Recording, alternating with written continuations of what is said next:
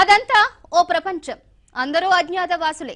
తమ పార్టీకి వ్యతిరేకంగా ఎవరైనా మాట్లాడితే వారిని మానసికంగా హింసించడానికి సిద్ధమైపోతారు. కొన్నాళ్ల వరకు ఆయా పార్టీల సానుభూతి పరులు ఈ పని చేసినా ఇప్పుడు పార్టీలన్నీ సొంతంగా కంపెనీలు పెట్టినట్లు పెట్టేసుకున్నాయి. ఆ ప్రపంచమే సోషల్ మీడియా. ఇప్పుడు పార్టీల ప్రచారమంతా దీని చుట్టూనే తిరుగుతోంది.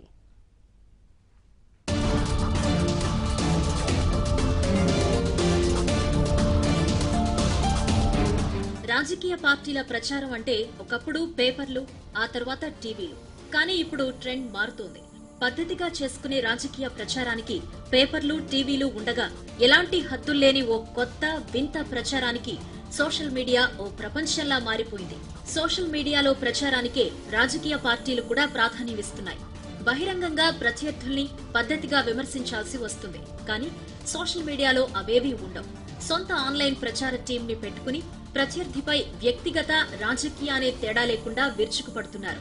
ప్రచారం చేసుకోవటానికే కాదు, ప్రత్యర్థులపై దాడి చేయటానికి సోషల్ మీడియానే ఓ పెద్ద అవకాశంగా మారింది. రాజకీయ యుద్ధం రాను రాను ప్రత్యర్థుల్ని వ్యక్తిగతంగా దెబ్బతీసేందుకు వెనుకాడని స్థితికి దిగజారిపోయింది.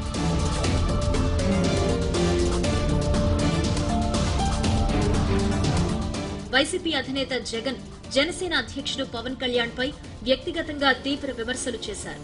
దీనిపై పవన్ కళ్యాణ్ బహిరంగంగా రెండు విధాలుగా స్పందించారు. ఉప్పెనలా దాడి చేస్తామని కార్యకర్తల సమావేశంలో హెచ్చరించారు. తర్వాత ట్విట్టర్లో వ్యక్తిగత విమర్శలు తన విధానం కాదన్నారు. అంతవరకు ఓకే, కానీ పవన్ ఫ్యాన్స్ మాత్రం ఎదురుదాడి కొనసాగిస్తున్నారు. అలేఖ్య అనే ఓ మోడల్ నటించిన పాటల ఆల్బమ్ ను గతంలో జగన్ ఆవిష్కరించారు. ఆ సందర్భంలో అలేఖ్య జగన్ తో ఓ సెల్ఫీ తీసుకున్నారు. సోషల్ మీడియాలో పోస్ట్ చేసుకున్నారు. ఆ ఫోటోని తీసుకుని జనసేన కార్యకర్తలు అత్యంత హీన స్థితిలో ప్రచారం చేశారు. దీంతో ఆ మోడల్ ఇలా జరుగుతుందని ఊహించలేక తన ఆవేదనను సోషల్ మీడియాలోనే పంచుకున్నారు.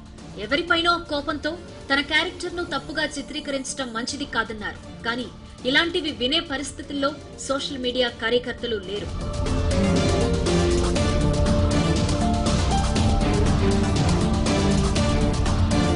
ప్రధానమంత్రి నరేంద్ర మోదీ దేశ రక్షకుడు అన్న ఇమేజ్ ను 2014కు ముందు కల్పించడంలో బీజేపీ సోషల్ మీడియా పాత్ర కీలకం. వేల మందితో అత్యంత పటిష్టమైన సోషల్ మీడియా యంత్రాంగం ఉన్న పార్టీ బీజేపీనే. ఆఖరికి మొన్న పార్లమెంట్ లో అవిశ్వాసంపై చర్చ సందర్భంగా కూడా మోదీ ప్రసంగం చాలా వరకు సోషల్ మీడియాలో ట్రెండ్ అయిన బీజేపీ పాయింట్లు పట్టుకుని తయారు చేసుకున్నది. యూటర్న్ లాంటి పేర్లు పుట్టింది అక్కడి నుంచి అని బీజేపీ నేతలు చెబుతూ ఉంటారు. కాంగ్రెస్ పార్టీ కూడా బీజేపీకి ధీటుగా సోషల్ మీడియా వ్యవస్థను నిర్మించుకునే ప్రయత్నం చేస్తోంది. కర్ణాటక కాంగ్రెస్ నేత రమ్య సోషల్ మీడియా బాధ్యతలు తీసుకోవడంతో బీజేపీ విధానాలను సెటరిక్ గా చెప్పడంలో కాస్తంత దూకుడుగా కాంగ్రెస్ కనిపిస్తోంది.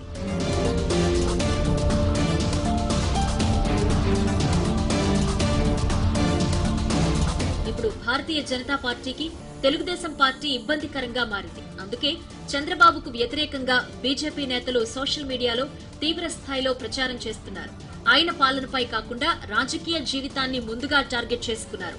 యూటర్న్ అంకుల్ అంటూ ఓ గ్రాఫిక్ తయారు చేసి చంద్రబాబు ఎప్పుడెప్పుడు యూటర్న్ తీసుకున్నారో వివరిస్తూ గతంలో వందల కొద్దీ పోస్టులు పెట్టారు. విశేషం ఏంటంటే చంద్రబాబు చేస్తున్న పోరాటం జాతీయ స్థాయిలో ప్రచారాంశమైంది. అందుకే చంద్రబాబు బీజేపీ చేస్తున్న విమర్శల్లో నిజం లేదని చెప్పేందుకు హిందీలోనూ పోస్టులు సృష్టిస్తున్నారు. ఇలాంటి వాటిని వైరల్ చేయడానికి కూడా బీజేపీ ప్రత్యేక ఏర్పాట్లు చేసుకుంది. దానికి ప్రత్యేకంగా సమయం కేటాయించి ఆ సమయం నుంచి ఆ పోస్ట్ ను వైరల్ చేస్తామంటూ పార్టీ నేతలకు ముందుగానే సమాచారం పంపుతున్నారు. అంటే ఆ సమయంలో ఆ పార్టీకి చెందిన సోషల్ మీడియా సభ్యులంతా ఆ పోస్ట్ ను రీట్వీట్ చేయడం, ఫేస్బుక్ లో పోస్ట్ చేయడం వంటివి చేస్తారు. ఇది బలంగా ప్రజల్లోకి వెళ్తుంది అని బీజేపీ నేతలు నమ్ముతున్నారు.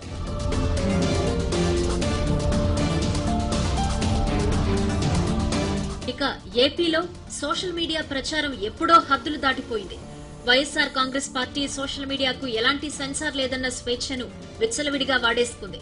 మార్ఫింగ్లతో అసెంబ్లీని కూడా కించపరచడానికి వెనుకాడని సంఘటనలు చోటు చేసుకున్నాయి. ఆ కారణంగా కొన్ని అరెస్టులు కూడా జరిగాయి. తిట్టడమే రాజకీయం అనుకున్న సోషల్ మీడియా కార్యకర్తలు వైసీపీలో ఎక్కువగా ఉన్నారు. నిజానికి సోషల్ మీడియా విభాగం అనే దాన్ని మొట్టమొదట ఏర్పాటు చేసుకున్నది టీడీపీ. కానీ పార్టీ ఇమేజ్ మీద ప్రభావం పడకుండా పద్ధతిగా విమర్శలు చేసుకుంటూ రావడంతో టీడీపీ ఈ విషయంలో వెనకబడిపోయింది అన్న ప్రచారం జరుగుతోంది. ఇక జనసేన పార్టీ సోషల్ మీడియా టీంను ఏర్పాటు చేసుకునే విషయంలో మాత్రం కొంచెం కూడా నిర్లక్ష్యం చేయలేదు. ఐటీ కంపెనీని తలదన్నేలా 800 మందితో శతఘ్ని టీం హైదరాబాద్ లోని మాదాపూర్లో ప్రత్యేకంగా 3 షిఫ్టుల్లో పనిచేస్తోంది. ఎన్నికలింకా 10 నెలలు ఉండగానే సోషల్ మీడియాలో ఓ రేంజ్ యుద్ధమే సాగుతోంది. అంతా కట్టుబాట్లు లేని పోరాటమే కావడంతో ఎవ్వరూ విలువలుంచుకోవటం లేదు. ఇప్పుడే ఇలా ఉంటే ఎన్నికలు దగ్గర పడిన కొద్దీ ఇంకెలా ఉంటుందనే భయం అందరిలోనూ ఏర్పడుతోంది.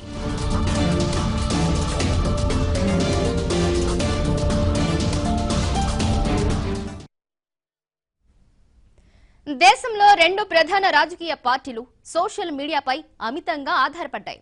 ఈ విషయంలో బీజేపీ పకడ్బందీగా వ్యవహరిస్తోంది.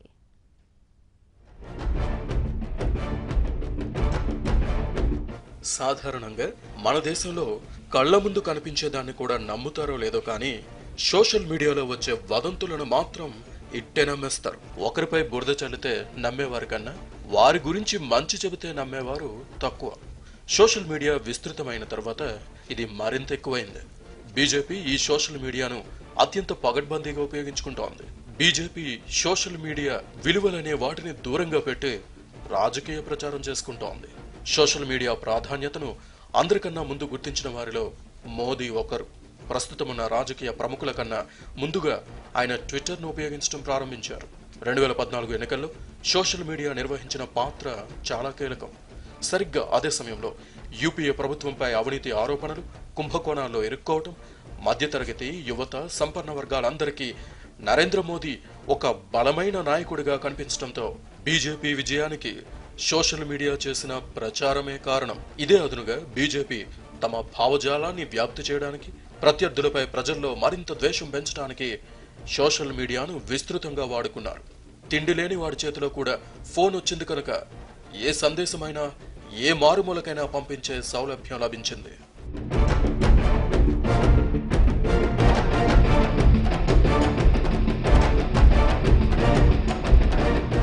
బీజేపీ సోషల్ మీడియా సైన్యాన్ని, దేశభక్తిని, మతాన్ని, దేవుళ్లను, స్వాములను, పాకిస్తాన్ను, చర్చిలను, గుళ్లను కూడా ఇష్టం వచ్చినట్లు ఉపయోగించుకుంటోంది. వీటి ద్వారా ప్రజల మనోభావాలను ప్రభావితం చేయటం మొదలుపెట్టారు. బీజేపీ ఐటీ విభాగం చాలా పకడ్బందీగా వ్యవహరిస్తోంది. ప్రైవేట్ సంస్థలను ప్రోత్సహించింది. ఆఖరకు విదేశాల్లో కూడా ఇలాంటి ఏజెన్సీలను నియమించింది. ఎవరిని దుమ్మెత్తిపోయాలో, ఎలాంటి దుష్ప్రచారం చేయాలో, పుకార్లు సృష్టించాలో అన్న కళలో ఆరితేరిన వారు తయారయ్యారు. డబ్బులకు కొదవలేదు కనుక వేలాది మంది నిరుద్యోగులను ఉపయోగించుకునేందుకు అవకాశం లభించింది. మొదట్లో ఐటీ రంగ నిపుణులు, నరేంద్ర మోదీ పట్ల అభిమానం పెంచుకున్న వారు ఈ టీంలో చేరారు. తర్వాత ప్రజల్లో విద్వేషాలు ప్రబలడానికి, మతపరంగా విడిపోవడానికి తమ ద్వారా తప్పుడు ప్రచారం చేయిస్తున్నారని గ్రహించిన తర్వాత పశ్చాత్తాపడి ఆ టీం నుంచి చాలా మంది బయటపడ్డారు. మోదీ ఎన్నికల ప్రచార సమయంలోనూ ఆ తర్వాత 1-2 ఈ బీజేపీ అనుకూల సోషల్ మీడియాను ఢీకొనేవారే లేకపోయారు. కానీ పరిస్థితి ఎల్లకాలము ఒకేలా ఉండదు. ఇతర పార్టీలు, వారి నేతలు కూడా సోషల్ మీడియా కళలో ఆరితేరిపోయారు.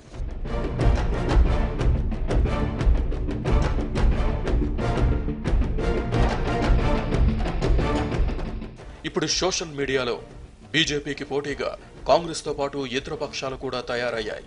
ఇప్పుడు మోదీ ఏమి మాట్లాడినా అందులో తప్పుల్ని క్షణాల్లో ఇంటర్నెట్లో వైరల్ చేసేస్తున్నారు. సోషల్ మీడియాలో సెటైరిక్ గా ప్రజల ముందుంచుతున్నారు. కొద్ది రోజుల క్రితం ఉత్తరప్రదేశ్లో కబీర్ 620వ వార్షికోత్సవంలో మోదీ ప్రసంగించారు. కబీర్, గురునానక్ దేవ్, బాబా గోరఖ్నాథ్ కలిసి కబీర్ నగర్లోనే చర్చించుకునేవారని మోదీ తాను ప్రత్యక్షంగా చూసినట్లు చెప్పుకొచ్చారు. బాబా గోరఖ్నాథ్ పుట్టిన 300 సంవత్సరాలకు కబీర్ జన్మిస్తే ఆ తర్వాత 100 సంవత్సరాలకు గురునానక్ జన్మించారు. వారి కలిసి చర్చించుకునే అవకాశం లేదు. మోదీ ప్రసంగం చేసిన గంటలోపే ఆయన చేసిన చరిత్రాత్మక తప్పులపై అవహేళనతో సోషల్ మీడియాలో వీడియో క్లిప్పింగ్స్ వచ్చాయి. అంతకుముందు కూడా ప్రధాని కోనార్క్ సూర్య దేవాలయం, చంద్రగుప్త పాలన, తక్షశిల గురించి మాట్లాడినప్పుడు చేసిన తప్పులకు విస్తృత ప్రచారం లభించింది.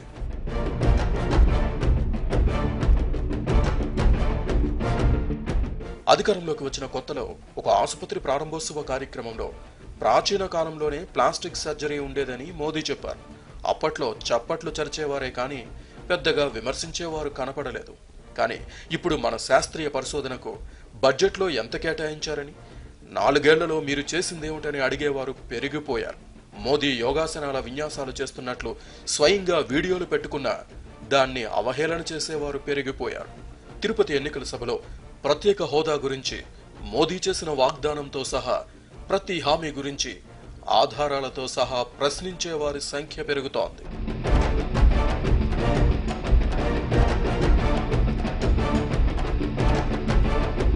ప్రత్యర్థులపై దుష్ప్రచారం చేసే వారికే మోదీ శిబిరం ప్రోత్సాహం ఎక్కువ లభిస్తోంది.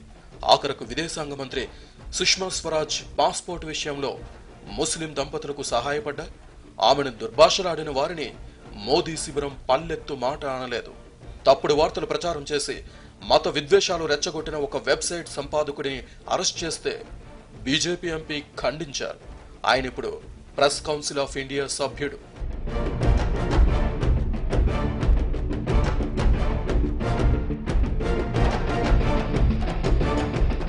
సోషల్ మీడియా ఇప్పుడు అత్యంత ప్రభావవంతమైనది. దాన్ని ఇతరుల వ్యక్తిత్వ హనానికి వాడుకోకూడదు. కానీ దురదృష్టవశాత్తు ఇప్పుడు అదే జరుగుతోంది.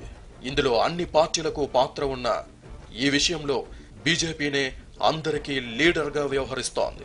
అందరిపైన విరుచుకుపడుతోంది.